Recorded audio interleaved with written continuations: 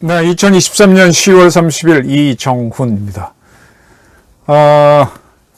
윤석열 대통령하고 이재명 대표 정쟁, 서로 상대죠. 둘이 만난답니다. 지금 이재명 씨는 가짜 단식을 했죠. 그리고 민주당도 아주 문제가 많아서 혁신위원회를 만들었다가 김은경 위원장이 아주 망신스럽게 물러난 바가 있습니다. 그리고 강서구청장 선거에서 민주당이 승리하니까 이번에는 갑자기 국힘당에서 혁신위를 만들어서 무너져 가고 있습니다. 그리고 그렇게 이재명이 영수회담하자 그랬는데 만나주지 않던 윤석열 대통령이 이 방송이 나가는 31일 국회를 찾아가서 시정연설을 하는데 그 전에 사전 환담 자리에서 이재명 대표를 만나기로 했습니다. 완전히 공수교대입니다. 굉장히 코너 몰려 있던 이재명 대표는 유창훈 판사로부터 구속영장 발부가 거부된 다음부터는 완전히 역전해서 도로 살아났고, 강서구청장 선거에서 패한 다음부터 윤석열 대통령은 완전히 지금 수비로 그전에는 하지도 않던 것을 하는 것으로 몰렸습니다.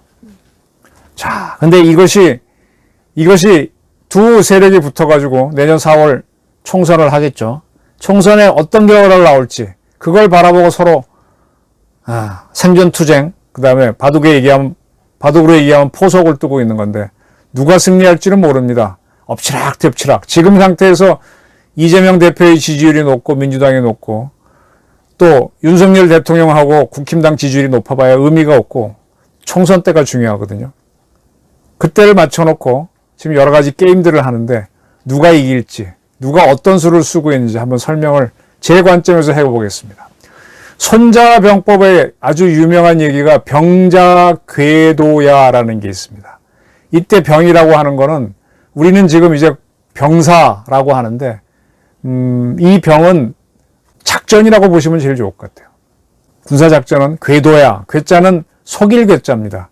우리가 이제 무슨 도 있죠. 그거는 뭐 법도에 맞다. 법의 길 또는 무도. 물을 닦는다. 또는 뭐 춤추는 사람들 무도. 뭐 예도 하는 그런 것처럼 그거는 예도다 그러는데 이 작전이라고 하는 거는 속이는 길이다. 그 속이는 것을 기본으로 한다. 도라고 하는 거는 그냥 아까 뭐처럼 무도, 뭐 유도 이런 것처럼 그런 정신을 얘기하는 거니까 모든 작전은 속임수가 기반이다라는 게 손자병법에서 가장 유명한 얘기입니다. 병자궤도야. 그 다음에 또 유명한 게 범전자 이정합 이기승. 이 고대 중국어는요, 손자병법에서 쓰이는 한자를 분석하려면은 이 한자에서는 이 조사가 없잖아요. 그죠? 우리는 나 다음에 는 하고 조사가 붙어서 내가 주격인지 나를 목적격인지를 분명히 구별해 주는데 한자에는 그게 없어서 가끔 해석이 엉뚱하게 나올 수가 있습니다. 병자궤도야도 병자는 궤도야다. 병자도 궤도야다. 병자는 궤도야인가? 뭐 여러 가지로 조사를 붙이면 바뀔 수가 있잖아요. 그래서 좀 어렵긴 한데 근데 고대의 이 손자병법에 쓰이는 한자를 보게 되면 우리식 한자어 같아. 우리말을 그냥 한자로 적어놓은 것 같아. 중국식 한자어가 아니라. 중국식 한자어는 워아이니처럼 I love you죠. 나는 사랑해 너를 이런 식으로 쓰는 게 현대의 중국 한문이라면 우리말은 목조가 먼저 오잖아요. 나는 너를 사랑해잖아요. 근데 이 손자병법에 쓰인 한자를 보게 되면 우리말에 가깝다는 느낌이 듭니다. 범전자 무릇 전자 싸움 전자입니다. 무릇 전쟁이라는 건 싸움은 어떻게 하느냐? 이정합 이기승 이자는 뭐뭐로 써죠. 자 무슨 싸울 때는 이유가 있을 거 아닙니까? 그래 싸우겠다고 할 때는 정정당당하게 나가서 합이라는 건 붙는다는 게 아니라 그 싸움 상황에 정면으로 임하라는 얘기입니다. 정정당당하게 임하라.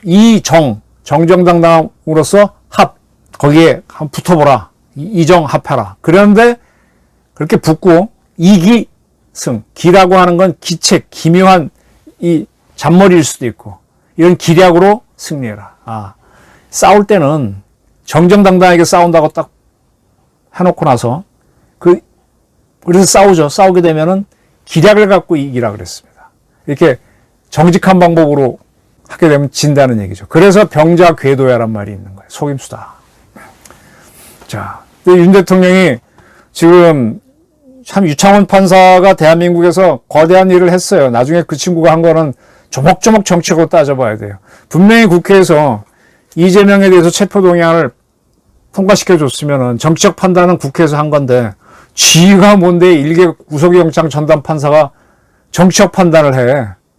구속 여부만 판단하면 되지.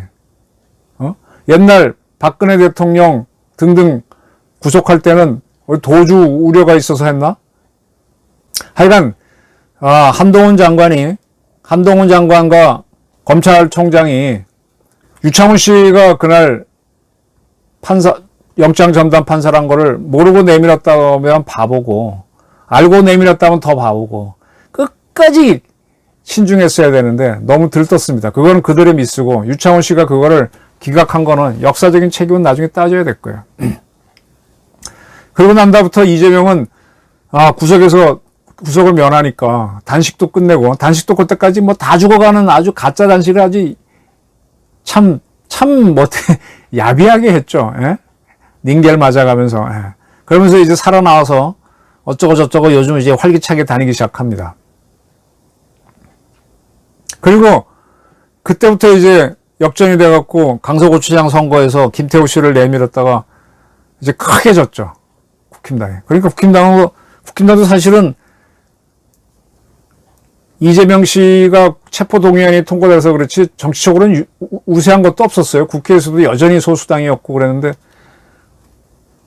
그냥 김태우 씨가 지니까 그냥 그래 원래 우리 힘이 없었지 하고 다 무너졌습니다. 당 지도부가 김기현 대표 깨고 무너지고 혁신이 만들고 엉망진창이 돼 있죠. 자, 이런 와중에 희정연설을 윤 대통령이 하기로 했는데 작년 같은 경우는 민주당은 희정연설 국회에 들어오지 않고 국회 로텐더 홀에 나가서 윤석열 정부 규탄하는 그런 시위를 열었죠. 근데 이번에 어쩔까 싶었는데 그러지 않고 또 대통령이 국회에 오면은 이재명 대표까지 당대표 자격으로 미리 환담을 하겠다 이렇게 했습니다. 참 이재명으로서는 영수회담 주장했던 입장에서는 대통령하고 만나는 게 자기 급수가 올라가고 멋있죠. 너 이제 꼼짝 못하지 이렇게 폼 잡을 수 있는 계기가 되는 거죠. 윤 대통령은 좀 낯이 많이 깎이는 겁니다. 자, 이뇨한 씨가 파란 눈의 한국인 의사 출신 이뇨한 씨가 혁신위원장이 되면서 국힘당에서 낙동강 하류 지역은 어쩌고 하면서 거기에서 쉽게 국회의원 되는 사람들은 험지 서울에 나와라 그랬더니 반발이 일어나죠. 저라도 반발할 것 같아요. 왜냐? 윤 대통령이 지난번 당선되는데 가장 기여를 한 게 TK, 그 다음 PK입니다. 그 두 지역이 없었으면 윤 대통령은 집권 못해요. 국힘당 자체가 여당이 못 됩니다. 근데 거기라고 또 험지가 아닌 데가 있나? 그 누굽니까? 조경태 의원 같은 경우는 상당히 어렵게 당선이 됐었죠. 그리고 지금도 부산 같은 경우는 민주당이 센 지역이 많고 민주당 시장도 나온 적도 있었고. 근데 PK라고 다 그렇게 몰아치우면 상당히 기분 나쁘죠. 김영판 의원이 이뇨한 위원장에 대해서 사과 요구를 했어요. 아니, 낙정강 하류 세력 뒷전으로 가라는 거 진짜 농담이지만 그럴 수가 있느냐. 누가 대통령을 만들었고 누가 이 정권을 지키고 있는데 만약에 TK가 돌아서면요. 윤석열 정부는 하루아침에 무너집니다. 그 보수의 근데 사실 대구 쪽에 가보면 그쪽 사람들은 이 서울에 있는 TK들이 떠들지 그쪽 사람들은 저 시골 사람들이야. 그냥 묵묵히 윤석열이나 찍어주고 있을 뿐이지 별 그것도 없어요. 그래서 이뇨한 씨가 딱 나왔을 때 또 홍준표하고 이준석, 김재원을 사면해야 된다고 건의한다고 하니까 또 그거 갖고 난리가 났어요. 우선 이준석, 홍준표 본인 자체가 웃기는 소리 하고 있냐고 반발을 했어요. 근데 이런 것들 어떻게 보십니까? 제가 아까 병자 궤도를 얘기했고, 그 다음에 범전자는 이정합, 이기승 얘기했습니다. 이것만이 아닙니다.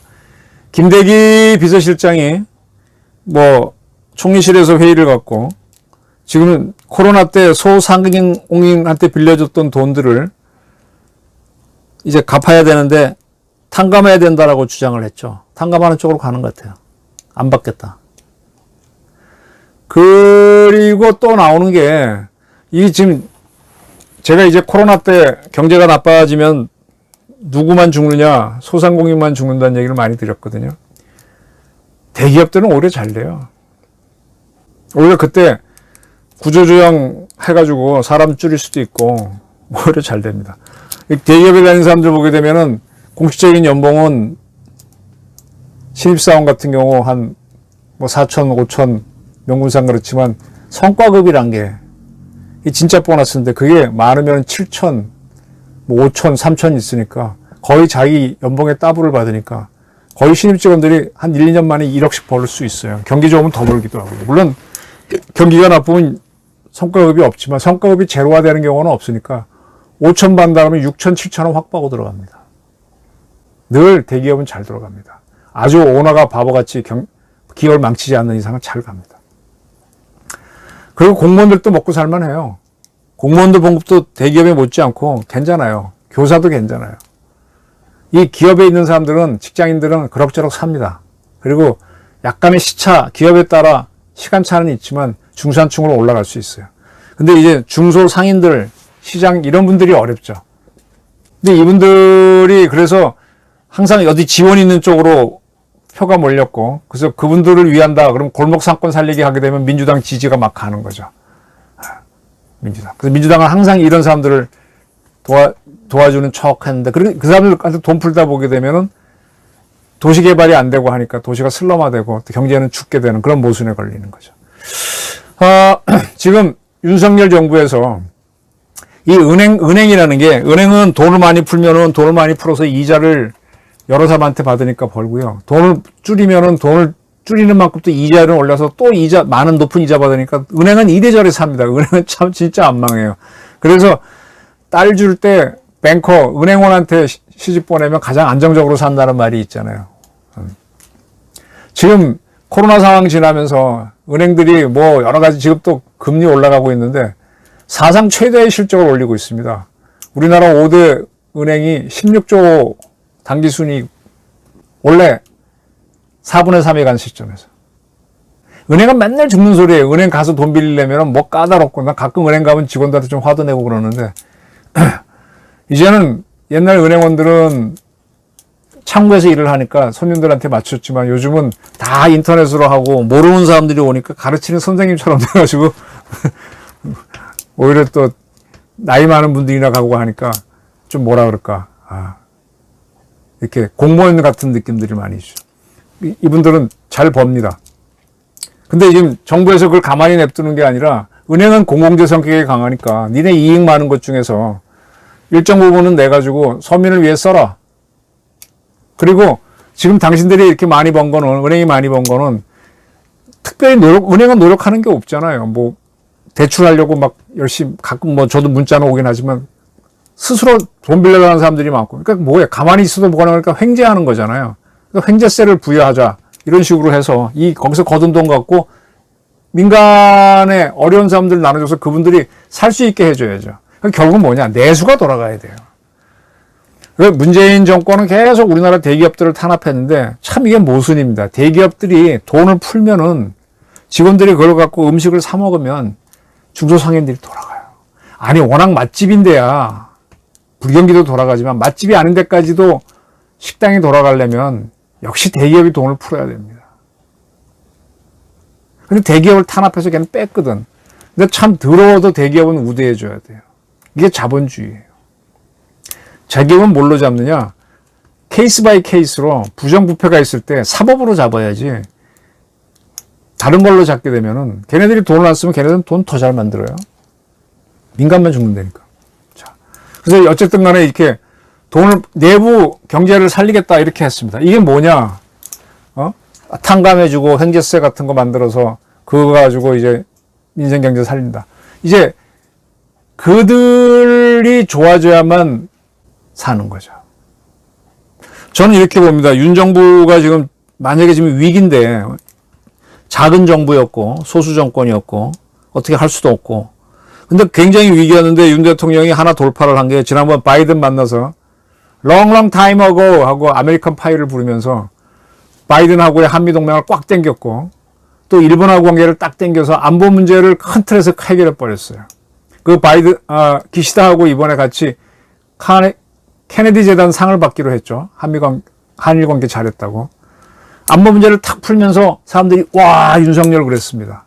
이제 그리고 나서 특별한 게 없고 계속 다운돼 오다가 이제 국내 이제 한동안 이제 한동훈하고 원희룡 해갖고 이제 뭐 이렇게 싸우는 척이 된다 하다가 박민식 보훈부장관까지 나서 정일성 공원 안 된다까지 해서 밀어붙였다가 그게 잘 안 되고 물러났죠. 이제 이재명 구속에도 실패하고 원희룡 씨 양평고속도로 밀었던 것도 지금 그러고 있고 정일성은 아직 그대로 홍범도 사건은 오히려 역풍을 맞았고 그건 잘 안 됐습니다. 이런 상태에서 또 하나 뭘 딱 쳐서 국민한테 주목을 끌어야 되는데 저는 이제 국내 문제라고 봅니다. 그중에 서민 경제를 살리는 겁니다. 그걸 하기 위해서는 몇 가지 속임수가 필요해요. 뭐냐? 국힘당 내에서 경상도 의원들이라고 마음 편하지는 않을 거예요. 근데 니들은 잘 먹고 잘 살지 하고 질타가 들어가야 그래 저놈들이 문제야 하면서 사람들이 박수를 칠 수 있죠. 이 상황에 대해서 지금 이재명하고 피할 수 없는 싸움을 해야 되잖아요. 그래 범전자는 그래 정정당하게 싸우되 뭘로 이기느냐 기략으로 승리해라 그랬습니다. 이제 기략이 들어가야죠. 기략이 뭘까요? 이재명 영수회담은 피하더라도 사전 환담에 대해서 만나고 너 당대표 인정해줘. 그러나 이자는 계속 지금 뭐 재판은 받아야 되죠. 재판에 안 나가고 그러는데 계속 재판을 걸어야지. 검찰도 집요하게 걸어야 되고. 그러면서도 자기 당을 때려야죠. 그러면서도 이 윤석열 정부를 지지하는 보수 세력 중에 재벌들이 많은데 윤 대통령이 지금 이재용, 최태원, 정의승 끌고 정의승 맞나? 누구예요? 현대자동차 끌고 이제 외국 가서 뭐 MOU 맺고 하는데 그 친구들이 MOU 맺으라면 다 맺어요. MOU는 책임감도 없잖아요. 뭐 대통령이 갔다 와서 뭐 몇백 조를 맺었다 그러는데 그건 MOU는 의미 없는 겁니다. 근데 그들은 예예 하고 따라다녀요. 근데 안 뛰어. 근데 뛰기는 어떻게 할 것이냐? 그 방법을 찾아야지. 그렇다고 탄압을 하면 안 되지. 그들은 그들대로 뛰게 하면서 또 민간이 이렇게 움직이도록 또 그들도 명분을 줘야죠. 횡재세 같은 걸 하면 또 문제가 되겠지만 걔네들이 기부해가지고 뭔가 돌아가고 걔네도 명예를 얻고 하면서 이렇게 돌려야죠. 그렇게 하면서 자 내부 개혁도 좀 했다. 그래도 해봐야 뭐 크게 되는 게 있겠습니까? TK, PK 없으면 국힘당은 버틸 수가 없는데. 근데 어쨌든 뭐 손을 댔다. 그 다음에 뭘 했다. 이렇게 하면서 내년 총선에서 이기는 걸로 가야죠. 이겨나야만 그 다음에 뭘 할 수가 있습니다. 그리고 아주 중요한 게 북한이 이제 도발을 했을 때 인정사정 없이 그냥 그거는 무조건 닥치고 승리입니다. 박살 그냥 평양까지 쳐들어갔다가 빠져나오는 한이 있더라도 박살 점령했다가 한참 버티다가 억울하다 하고 나오는 한이 있더라도 그래서 제가 범전자는 이정합의요 이기 승이다를 다시 한번 강조해 봐야합니다. 윤 대통령이 이번에 쓰는 궤도가 통할지 안 통할지 또 그 궤도를 쓰기는 이재명이도 혁신이 만들고 가짜 양식하고 별 생쇼를 하면서 궤도를 하다가 빠져나왔잖아요. 그 둘을 하는 비교하는 기계도 될 겁니다. 우수한 궤도라고 해서 이기는 건 아니에요. 이겨야 이기는 겁니다. 궤도 대 궤도 윤과 이의 궤도 싸움이 시작됐습니다. 네. 저희 분석인데 한번 제 관점에서 정치를 한번 구경해 보시기 바랍니다. 감사합니다.